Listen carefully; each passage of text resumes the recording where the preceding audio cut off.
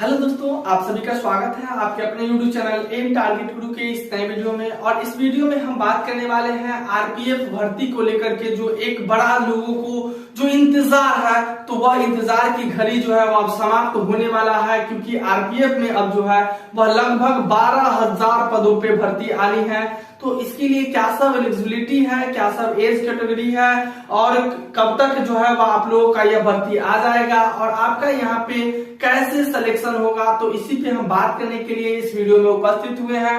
अगर आप आरपीएफ में भर्ती होना चाहते हैं तो इस वीडियो को लगातार और लास्ट तक देखकर जाइए। सारा जो है क्राइटेरिया हम यहाँ से जो है वह आप लोगों को बताएंगे कि आपका सिलेक्शन यहाँ पे कैसे होगा।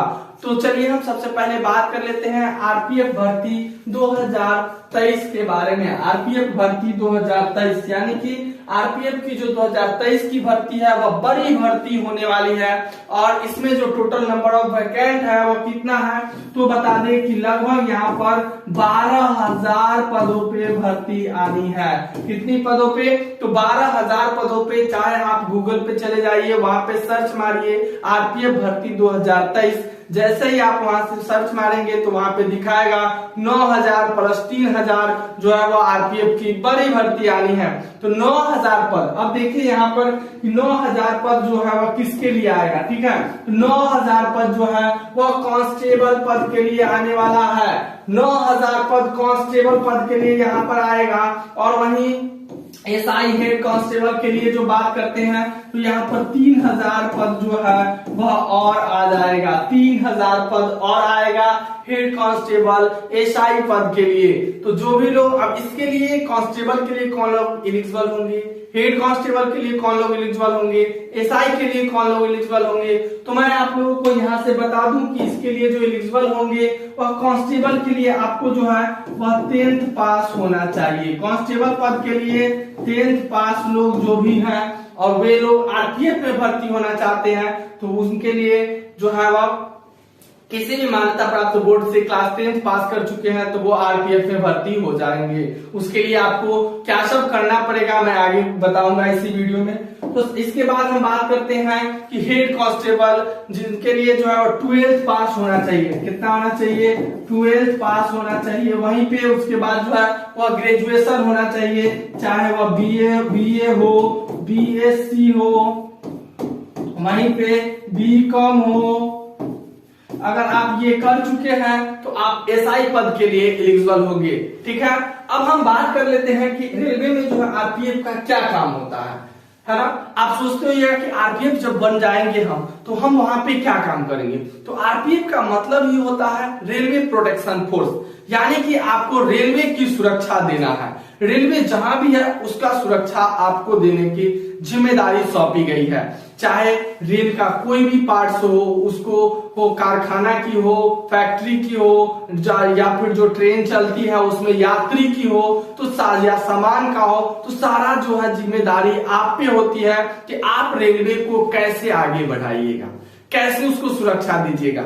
अगर जैसे कि रेलवे स्टेशन पे किसी भी व्यक्ति पे अगर आपको संदेह है तो आप उसे जो है वह निर्भय जो है उसे आप जो है वह अपने कस्टडी में लेकर के उसी समय जो है अपना पूछताछ कर सकते हैं। अगर सही है तो ठीक है, अगर सही नहीं है तो आप प्रत्येक रेलवे जंक्शन पर जो है या फिर स्टेशन पर भी आरपीएफ की एक जो है वह बनाया हुआ रहता है कारागार, ठीक है, छोटा सा, जिसमें आप वहां पर ले जा करके उससे पूछताछ कर सकते हैं। गलत व्यक्ति है तो आप उसे जो है वह कंप्लेन करके और उससे अपना आगे की कार्रवाई कर सकते हैं। आरपीएफ का अपना वहां पे थाना होता है जिसमें आप उसे भेज सकते हैं। सही है तो कोई दिक्कत नहीं, यानी कि आपका काम है आरपीएफ को सही सुरक्षा देना, रेलवे को सुरक्षा देना, ठीक है। अब हम इसके बाद बात कर लेते हैं इसमें सबसे पहले कि एज क्या होना चाहिए, है ना, क्योंकि सबसे ज्यादा इंपॉर्टेंट यही रखता है कि हम इस एज में आते हैं कि नहीं। अगर आते हैं तभी हम आरपीएफ के लिए एलिजिबल होंगे, नहीं आते हैं तो फिर ये भर्ती के बाद हम आगे दूसरी भर्ती की तैयारी करेंगे। तो देखिए यहाँ पर एज में हम बात कर लेते हैं कि यहाँ पर जो है वो 18 वर्ष से लेकर के और 25 वर्ष तक, 18 वर्ष से 25 वर्ष तक के युवा जो है इसके लिए एलिजिबल होंगे। चाहे वो मेल हो या फिर फीमेल हो, वो लोग सभी लोग इसके लिए एलिजिबल होंगे, ठीक है। और यहाँ पर ओबीसी किसको? ओबीसी। यहाँ गौर से देखिएगा, ओबीसी वालों को जो है वह 3 वर्ष का छूट दिया जाता है, ठीक है।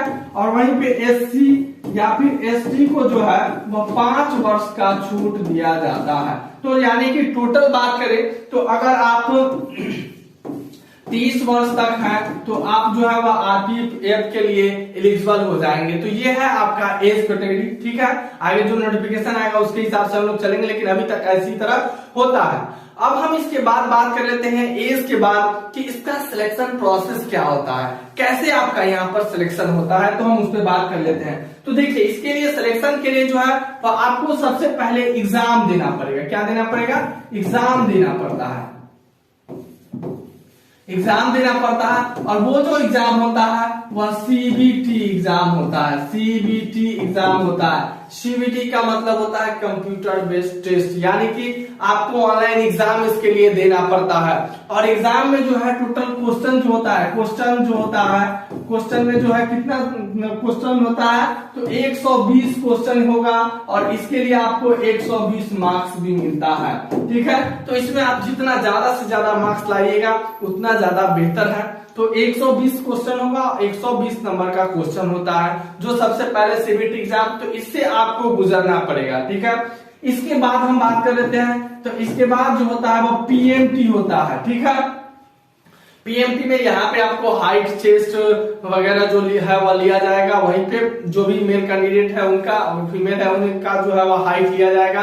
फिर यहाँ पे रनिंग होता है। तो आरपीएफ का रनिंग जो होता है वो काफी टफ होता है, क्योंकि ट्रेन जो है ना काफी तेज चलती है। उसी तरह आरपीएफ भी जो है वह यहाँ पे जो भर्ती होते हैं उन्हें चुस्त और दुरुस्त होना पड़ता है। तो पीएमटी होता है, उसके बाद पीएचडी होता है, ठीक है। ये इससे आपको गुजरना पड़ेगा। इसके बाद जो है, इसके बाद हम बात कर लेते हैं, तो इसके बाद जो है वो डीबी होता है। डीबी यानी कि डॉक्यूमेंट वेरिफिकेशन होता है, इंटरव्यू होता है। और इसके बाद आपका जो है वो फाइनल मेरिट बनता है। फाइनल मेरिट जो बनेगा वह ये सारा प्रक्रिया हो जाने के बाद आपका मेरिट बनता है। और मेरिट आने के बाद उसी के 1-2 दिन बाद जो है वह आपका आ जाता है कि आपको कहाँ पर जो है वह आपको ज्वाइन करना है और उसके बाद आपको रेलवे की सुरक्षा देना है।